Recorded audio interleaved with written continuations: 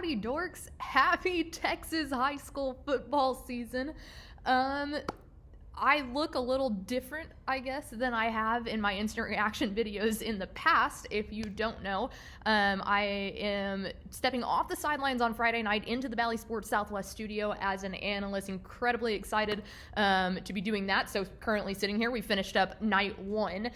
Greg Tepper is getting on the desk, ready to do High School Scoreboard Live, which you can tune into until probably about midnight tonight if you are watching this before then. So catch Aaron Hardigan, Greg Tepper, Matt Stepp will be making an appearance on there, Craig Way will be making an appearance on there, so star-studded cast for High School Scoreboard Live. But that means that this year you're stuck with me doing the big reactions here. And boy howdy, for week one, let's talk about a lot to overreact to. Going back to yesterday, I think the headliner on Thursday night was New Braunfels taking down Denton Ryan. It was a game that we didn't see going that way at all. Denton Ryan has had some questions, I feel like, on offense since Seth Hennigan left, but their defense consistently is good. Dave Hennigan is a mastermind when it comes to that, and it was not there yesterday. The Corns absolutely got the better of them. Now, I don't know how we feel about the Unicorns yet. That was an unbelievable win, not taking anything out of them, but it was a bad night for Ryan. So that was the shocker of Thursday night. Then another one, everyone watched it on ESPN. You had Arlington Martin and Lake Travis. Really, kind of a toss-up game. That's obviously a long road game for Lake Travis. A slight asterisk there is Bo Edmondson, their quarterback for Lake Travis. It didn't start the game, but they allowed 41 points. I'm sorry, but Arlington Martin doesn't do that to people. Arlington Martin's game is to get you at about 21 and then strangle you on defense. They're going to hit you with the Bob Wager specialty in the special teams. I have questions now about Lake Travis's defense. The offense, even with a backup quarterback, looked fine. It looked decent. The defense is going to have to figure something out, because if you're going to let a team like Arlington Martin drop 41 on you when historically they don't like to get into shootouts, what does that say when you get into district play and you're playing against a team like Dripping Springs, which we'll talk about in a minute, or Westlake? So questions now facing the Lake Travis defense more than anything. Another one I want to point out from Thursday night, how about Coach Gilpin and his Mission Veterans Memorial Squad taking down Mission? And if you're not familiar with that, that's a big classification bump up. You've got a 6A team playing a 5A Division II team, and that's the game to go to in the Valley. A week one game. It's going to sell out every single year, crosstown rivalry. And Coach Gilpin and his Mission Veterans Memorial Squad got it done. So huge doings for them down there in the RGV. Now moving over into the chaos that ensued tonight. We mentioned them earlier. How about those Dripping Springs Tigers? Austin Novosad is the real deal, guys. We saw him at 7-on-7. I was saying it to the Dave Campbell's crew earlier this week. He can sling the ball. He is committed to Baylor. He has reconfirmed his commitment to Baylor. But Coach Zimmerman talked to him earlier this week. He was telling me, hey, he's been in the weight room. He ran track last year. He's got the fundamentals down. It was now recognizing, hey, he's a pretty slim guy and he's going to go play at the next level. I got to add some weight on. He said he's been hitting that hard. And it's funny because a lot of times people grow into their bodies and then have to use the fundamentals. But Dripping Springs, unbelievable, came down to literally the final seconds against the number 14 ranked Vandergrift Vipers, who lost 23-20.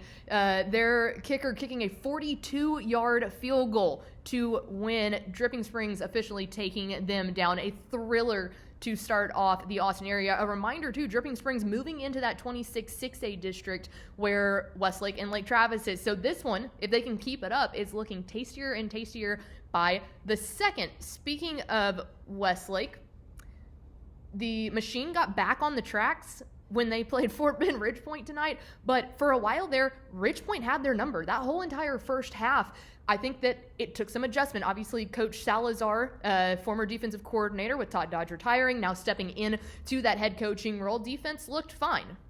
Obviously, they held them to 14 points, but offense took some time. We had questions about quarterback. You know, you lose Cade Klubnik. What's that going to look like? So a little bit of a bump. We had our eyes kind of wide there for a second, but nonetheless, Westlake did what Westlake does. But still, 26-6A looking more and more interesting each week. Let's go to some smaller school ball here. Well, we'll stay here for a second. Port Arthur Memorial dropping a 50 burger on Port Neches Groves. P&G got a 50 burger dropped on them in week 1 to Port Arthur Memorial. That's the worst opening loss in program history. P&G's been around since 1925. Worst opening loss. That is a statement win.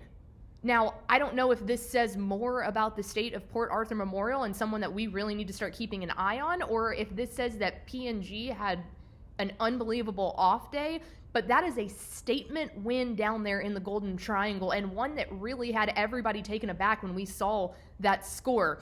Going on again, let's go to C.E. King, 63, Crosby, 7.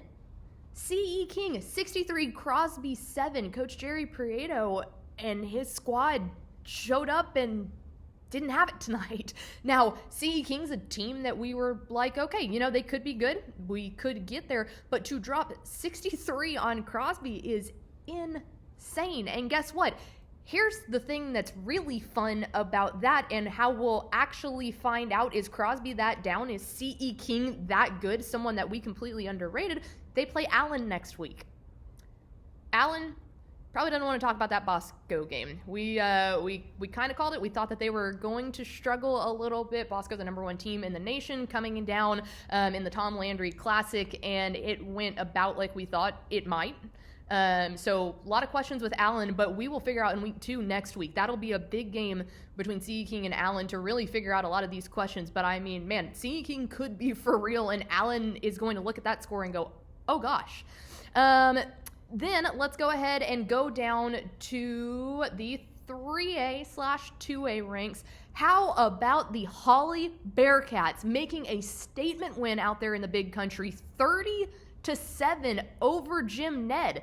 A reminder, Jim Ned's a 3A program. Holly, of course, made it to the 2A Division I state championship last year, fell to Shiner there, but we knew Holly was going to be good. The Bearcats had a lot returning. They've got Casino Shields out there. Rhodey Hooper, their quarterback, is back, and those two were electric tonight, absolutely putting a stomping on Jim Ned and really saying, hey, look, we talk a lot about Timpson, we talk a lot about Shiner, we talk a lot about Refugio. Holly is there and saying, hey, you cannot forget about us over here.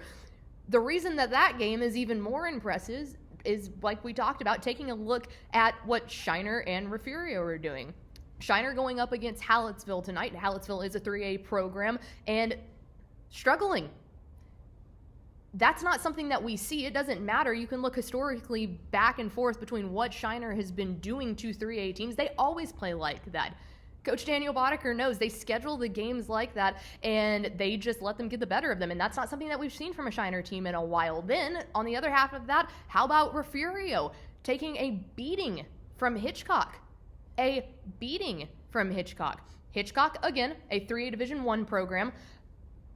And I'll say this, man, we watched Ishmael Johnson, me and Mallory ended up watching a ton of Hitchcock in the state 7-on-7 tournament. Their quarterback's a 2025 guy who our good buddy Hudson Standish was like, holy cow, who is that? And then they've got about a trio of wide receivers that really look the part. They were good-sized kids. They were unbelievably quick, and that quarterback had an absolute cannon of an arm. So we were like, okay, is this going to be one of those things where this is a state 7-on-7 team that looks really well? Will it transfer over? So there's two parts to this. Refugio was a 19-point favorite by our DCTF computer. It doesn't matter classification regardless. We expected a lot more from Refugio. So anyone who was complaining about us ranking Timpson ahead of Refugio,